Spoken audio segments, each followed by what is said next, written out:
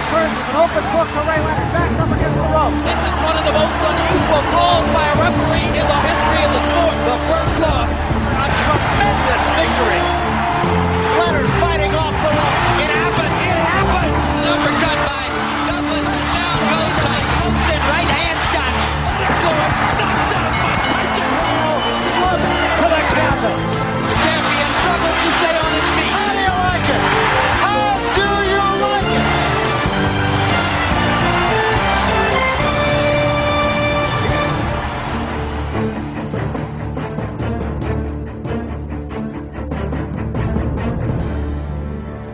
Hello, I'm Jim Lampley. Welcome to this look back at Lewis Tyson, one of the most memorable fights in 30 years of boxing on HBO. When Lennox Lewis and Mike Tyson finally met, years after they first might have, and both on the dark side of 35, their fight was a preordained watershed. For Tyson, a chance to wipe out a decade of misadventures with a single hard punch. For Lewis, a chance to cement his legacy by obliterating a myth. The preview was a brawl on a stage in New York. The movie was an urban action adventure, a courtroom drama, a frenzied road flick, and then a knockout. There was no logical reason in boxing terms that a fight between two guys past their primes should have counted for so much. But because fans thought it did, because this fight had been building for a number of years, then it really carried a lot of weight. But everybody felt that Mike Tyson was still like Mike Tyson was 15 years ago. The general talk on the street was, Mike is back, Mike is from the streets. Yo, man, Mike is just too much man. He's too much of a dog for Lennox. We all seem to need a threat from outside, the other, who is dangerous and who can hurt us. And we need the champion who can save us from that. Lewis, he should win. He's bigger, he's stronger, he's highly skilled, but he doesn't have that magic. That's why Tyson captured people's imagination, and he knocked people out. Mike Tyson stunned the boxing world with his punching power when he turned pro in 1985. He was still a teenager, just a few years away from a troubled childhood in Brooklyn, New York. Tyson's story was familiar. Boxing would save him from the streets and make him a star. The youngest ever heavyweight champion at the age of 20. And we have a new era in boxing. Shortly after he became the heavyweight champion of the world, he became the poster boy and did ads. Knock drugs out of your life by just saying no. Just not sharing a diet pill. Mike Tyson. He was well-spoken, had a nice smile, a little gap tooth, but a nice smile. He was a charming young man. No, they should get fighting rings because you can't walk the street with him, He was gathering enormous momentum as a public figure. The crowd was magnetized to him. When I go to big cities, everybody stop, and it's like, wow, Mike Tyson. You're Mike Tyson, aren't you? Aren't you that young knockout kid? And it's like, wow. When he started to become popular, he would talk to me about girls, and if girls would find him attractive, that he felt ugly. I remember sitting in traffic, people coming out of their car to give their daughter's phone number to him. Then it was the limos and the girls and the parties, and there were always people surrounding him who didn't help develop the sweeter side of Mike. I'm with Robin Givens, who was attending her first Mike Tyson fight as Mrs. Champion. Robin, inquiring minds want to know, how does a woman who went to Sarah Lawrence and Harvard Medical School wind up falling in love with a guy who's a graduate of the School of Hard Knocks? God, I want to know too. In 1988, Tyson formed an unlikely union with actress Robin Givens. But as quickly as it began, their marriage ended 8 months later, with Givens accusing Tyson of being manic-depressive and physically abusive. The question came, what is the best punches you have ever hit anyone with? And then he started to laugh. I said, why are you laughing? He said, because the best punch was a right backhand that I hit Robin with, and she hit every wall in the room. Iron Mike Tyson! At his peak, Tyson was terrifying. A master of destruction who paralyzed his opponents with fear and amassed a captivated following.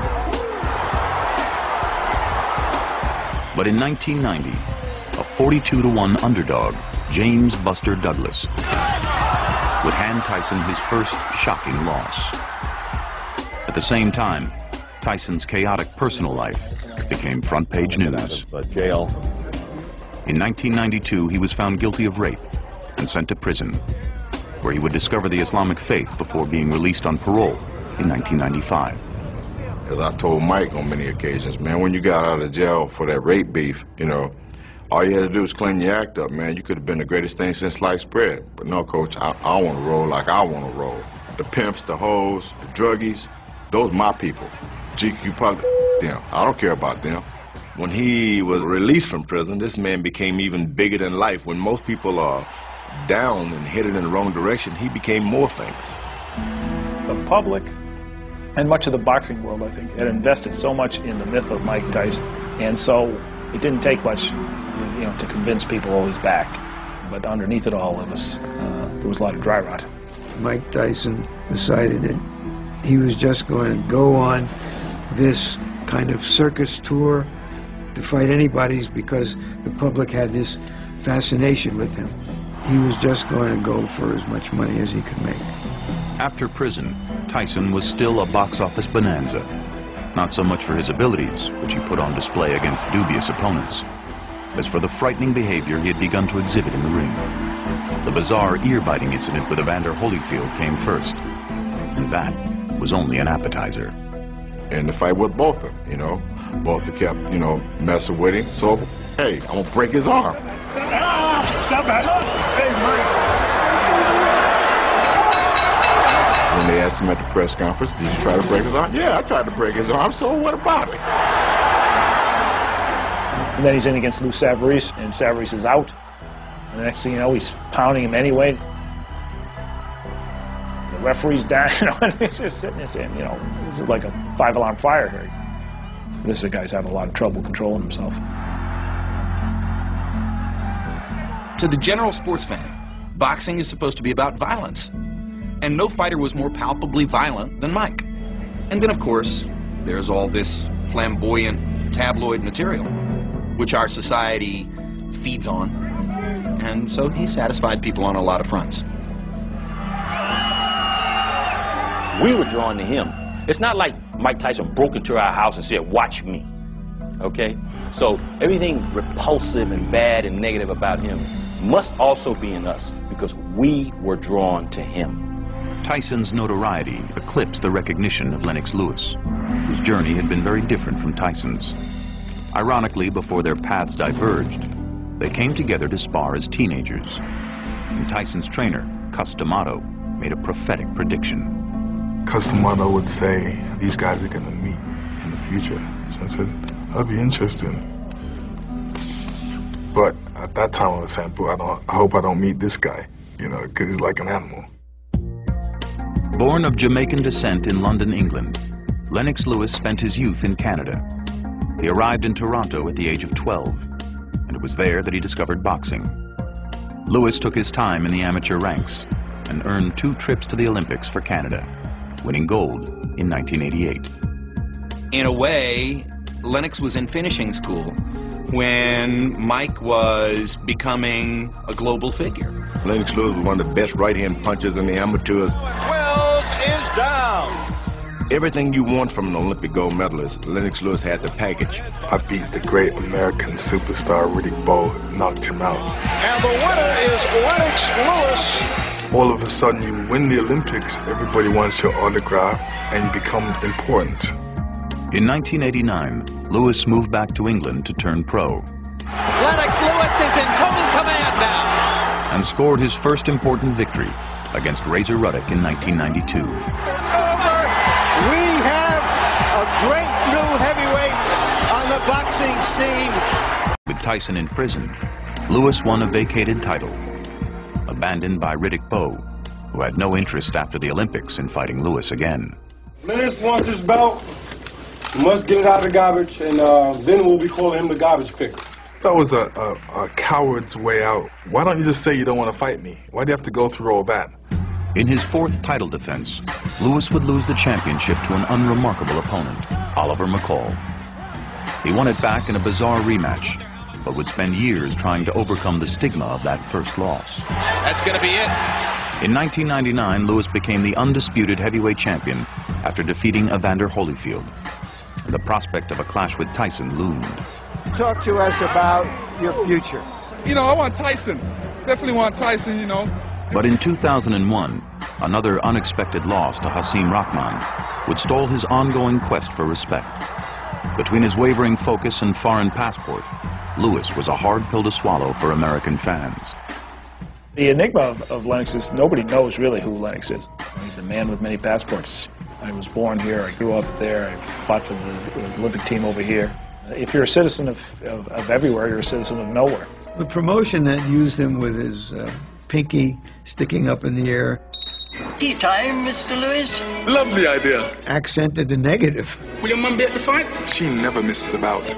Another thing about Lennox Lewis was he played chess. For goodness sakes, a heavyweight champion playing chess.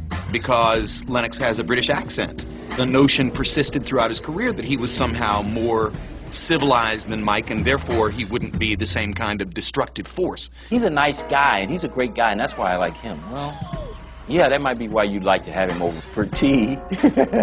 But, you know, being a great guy and $1.50 will get you a ride on the subway as far as being heavyweight champion goes. By late 2001, Lewis had regained the title from Rahman, and Lewis and Tyson were the only star heavyweights still standing. By finally meeting, Lewis would get a chance to cement his legacy, and Tyson an opportunity to get out of debt and justify his rage. I was going to rip his heart out. I'm the best ever. I'm the most brutal and vicious and most ruthless champion there's ever been. My style is impetuous. My defense is impregnable. And I'm just ferocious. I want your heart. I want to eat his children. Praise be to Allah. There was a tremendous talk about this fight happening, Lewis versus Tyson, and so many doubters, because Lennox Lewis is tied to HBO. Mike Tyson is tied to Showtime. How on earth are these two networks who are rivals going to join forces to enable this fight to happen? The fighters wanted it, the public wanted it, and seeing the great potential profit to be made, the two networks, after extensive negotiations, finally agreed to come together for an unprecedented joint pay-per-view broadcast. The fight was set for April 6, 2002 in Las Vegas, and in January, a press conference was convened in New York City to announce the plans.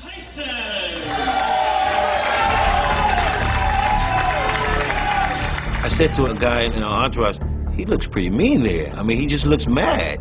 And then as soon as Lennox came out, Mike just came across the stage. He took off his hat, threw it on the ground and started marching over to me. So I'm saying, I don't know what he's doing. My security came out, stopped him. Mike commenced the punching, Lennox commenced the punching. It was like all free-for-all. Somebody was biting my leg. I'm like pushing the head, realizing, you know, Tyson's biting my leg. He's biting my leg. I hate getting bit. So part of him was like, I'm gonna hype this fight, but part of him was trying to encourage himself. I am in my 30s. I am 4 or 5 years away from a competitive fight. This man is up to the mark. Let me look into the eye of the tiger and see if I see any wavering. And I don't think he saw any. And so it degenerated from there. He knows that he's a jerk. He knows that he's been taken for a ride by all the people around him. That's what makes him angry. And when he's yelling and screaming, you can almost see him crying because he knows that this is not where he wants to be. I'll you love me. Yet he doesn't have the wherewithal to pull himself out. Him and I took a walk outside, and as we're walking down the street, he turns to me, he says, "It's going to make the fight bigger, isn't it?" I said, "Yes, but this isn't what I wanted." And he said, "But it's going to be bigger." And I said, "Yes." 1 week later, as a direct result of the press conference melee, the fight was put in peril when Tyson was denied a boxing license from the state of Nevada. The Nevada turning down profit, Las Vegas turning down money on moral grounds. When Nevada turns you down, a place where prostitution's legal, you know, it's a little tough to find some place to go with this fight at that point. Other traditional boxing states also declined, including New Jersey and New York. But after several months of searching, Memphis, Tennessee finally agreed to host the fight, which was rescheduled for June 8, 2002. In April, Tyson opened his training camp in Maui, Hawaii, and the few journalists who traveled there found Tyson's behavior as raw and unchecked as ever. I may like fornicating more than other people. It's just who I am. I sacrificed so much of my life. Can I at least get laid? You know what I mean? I've been robbed of most of my money. Can I at least get a... With Tyson, enough was never enough, no matter what he did. And this was almost accepted as just part of the show. How confident, Mike, are you that you can win this fight? Are you talking out of turn? No, I think we're all talking together. I normally don't do interviews with women unless I fornicate with them. So you shouldn't talk anymore. Unless you want to, you know. It was just watching a man reduced to his rage. I wish one of your guys had children so I could kick them in the head or stomp on their testicles so you could feel my pain, because that's the pain I have, waking up every day. It's part frustration, it's part fear, it's part performance, it's part hype. Mike is a salesman. Mike knows what put asses in seats. Mike knows controversy does it.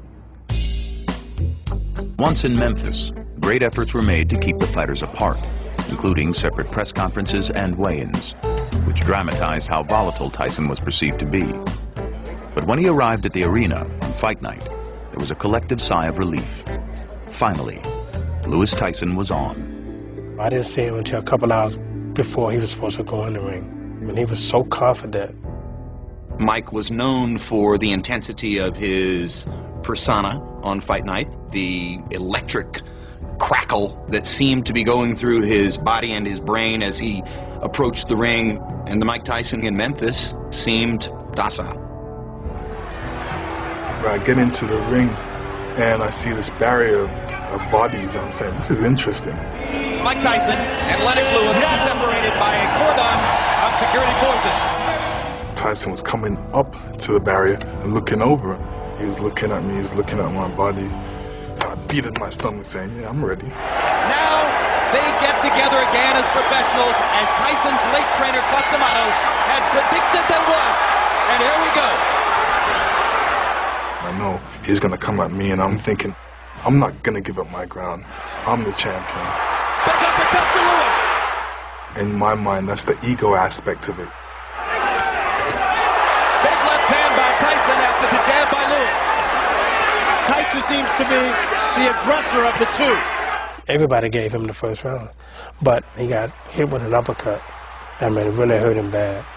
He came back to the corner, and he told me, he said, Ronnie, I'm hurt. He hurt you? What do you think he was here for? You know, taking a date? I mean, you know, of course he hurt you. Now you're supposed to hurt him. Tyson fighting at a measured pace, not the whirlwind that some expect. Where I could tell by the middle of the second round, he has no chance. He has no hope. And he had to know that because I'm 30, 40 rows away, and I can see it. Tyson's confidence ebbing, Lewis's seeming to grow.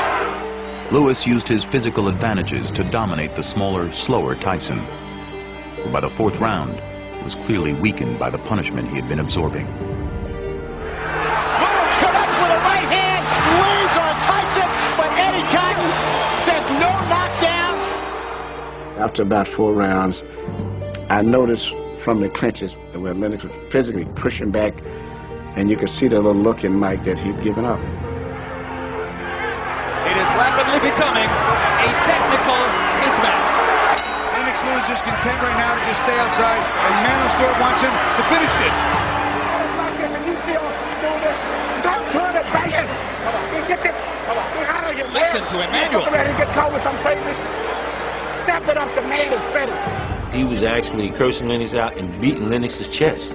And I had to actually say, Manny, don't beat him up in the... Because you got a dead man in front of you, and you still doing this. Just let us go. This fight is all the way. You got a dead man in front of you. Go out there and knock him out. And I'm saying, Well, this is the wrong time to explain that I hurt my hand, so, you know, while he was giving me heck, I was taking it, but there was a reason why I wasn't out there throwing my right hand, so I had to give it a couple rounds to settle in with the pain. He did what he's always done, which is not put himself at risk, being the chess player, protect your king, and then ultimately say checkmate. Target practice. This is easy for Lewis. If he doesn't get caught with something big, he's going to walk to victory. Mama didn't raise no fools, and he still respected this man's power. And for good reasons. He's the one in the ring with him. And no matter how hurt and slow Tyson is, he is a dangerous puncher. There was a little bit of the sadist in Lennox Lewis in this fight. Lennox, I feel, wanted to punish him for saying you're going to eat my kids, biting him on his thigh. Now I hit you twice hard, pow, pow. And seeing where the blood is coming from. Yeah, I'm enjoying this. I'm really liking this. I think he wanted to let Mike feel some more of the punishment before he put him out of his misery. The bad boy of boxing is getting spanked by Lennox Lewis. I was surprised and shocked at some of the punches that he took. Fighters fight to the end. Gladiators. And plus, Mike, you know, he's a proud brother. He's been a great champion in the past. So, you know, he's going to give it all he's got until there's no more. You understand? Not many people can do that. You understand? Right now. Everybody can't talk in the corner. One at a time. I kind of cursed at everybody in the corner, telling them to be quiet, let me do the talking. And our corner just became a mess. Nothing could have helped Mike Tyson in that fight. It was except a time machine. Finally, in the 8th round, Lewis wobbled the defeated former champion with a ferocious uppercut. Referee Eddie Cotton gave Tyson a brief reprieve when the end was long overdue. Hey, you all right, Mike? First knockdown of the fight. Now Lewis goes for the knockout. Mike Tyson was having problems, and this was the time for my right hand to be really effective, so I threw it. Perhaps the end of the fight. It'll take some courage for Mike to get up from that shot. 7, 8, 9. He's out. Lennox Lewis knocks out Mike Tyson and banishes him from the upper stratosphere of the heavyweight division. They only give you credit when you knock out people, and people were saying they didn't like the way I boxed, the fact that I boxed too safe. So for me to knock out Mike Tyson gives me a great feeling of accomplishment. He took a vicious ass whooping. He got one of them down home Mississippi ass whoopings in that fight. I mean, grandma's live soap couldn't wash out what he got that night. He took that beating, and he didn't have to take it. He could have just said, no mas, because you can die in there. Let's be frank, you can die in there. That to me was like his red badge of courage.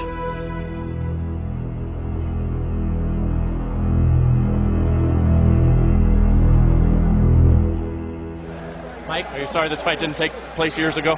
It wasn't meant to be. I've known Lennox ever since he was 16, 15 years old. I have mad respect. Everything I said was in proposition for promoting the fight. He knows I love him and his mother, and I know if he thinks I don't have respect and don't love him, he's crazy. So you're saying a lot People got a chance to see the real Mike Tyson. Mike's interaction with Lennox in the ring, in the locker room with his baby, being very considerate. No pain, no animosity. No tension in his face, no bad words. He didn't want to give them any more ammunition to dislike him any longer. Time will tell if Mike Tyson's uncharacteristic sportsmanship was a temporary response to a beating or something more permanent. And if Lewis will finally get full credit from the American public for all he's achieved. There's still at best a grudging process of respect for Lennox Lewis in America. People understand that Lennox is the best heavyweight of this particular era, but probably most people define that era as after Tyson went south. Tyson was not the foil to make Lennox Lewis great. Mike Tyson, certainly in his prime, one of the great stories in boxing. But by the time Lewis got him, a shell of his former self. People will be interested in Mike Tyson until they put him in the ground. he'll be fighting for money for a while longer because he won't have any choice. But he stopped fighting to win a long time ago.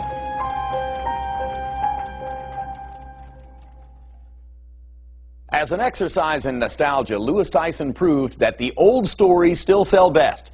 The pay-per-view gross of $112 million, a record for the sport. The two fighters split more than $60 million. That establishes why, in spite of the lopsided fight, there was a rematch clause in the contract. Thanks for watching The Tale of Lewis Tyson.